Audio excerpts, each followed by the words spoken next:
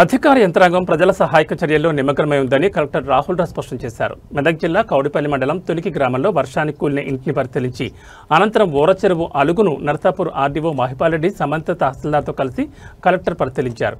పురాతన ఇళ్లలో నివసించే వారిని ముందే గుర్తించడం జరిగిందని, ఎవరికి ఎటువంటి ప్రమాదం జరగకుండా చర్యలు తీసుకుంటూ వారికి పునరావాసం కల్పించడం జరిగిందని అన్నారు.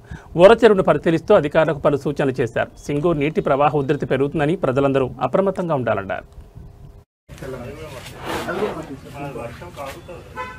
ఇది వేరే ఎదుగు మట్టి సార్ దుబ్బా మిక్సీ పట్టినట్టు సార్.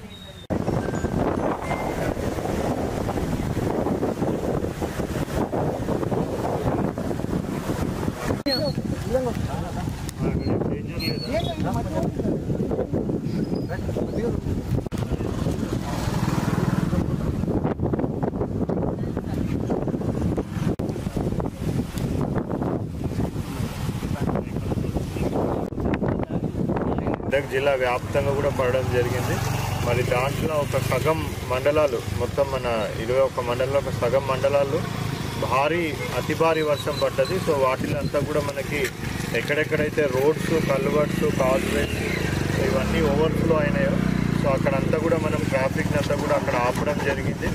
ఈరోజు కొద్దిగా వర్షాలు నిన్నటి నుంచి కొద్దిగా తక్కువ ఉండడం వల్ల ఎక్కడెక్కడైతే వాటర్ రిసీడ్ అయిందో సో అక్కడంతా కూడా మళ్ళీ ట్రాఫిక్ ఫ్లోని మళ్ళీ స్టార్ట్ చేయడం జరిగింది. బట్ రానున్న 48 గంటలలో కూడా వాతావరణ శాఖ హెచ్చరికల ప్రకారం ఇంకా కూడా మన జిల్లా ఆరెంజ్ అలర్ట్లోనే ఉంది.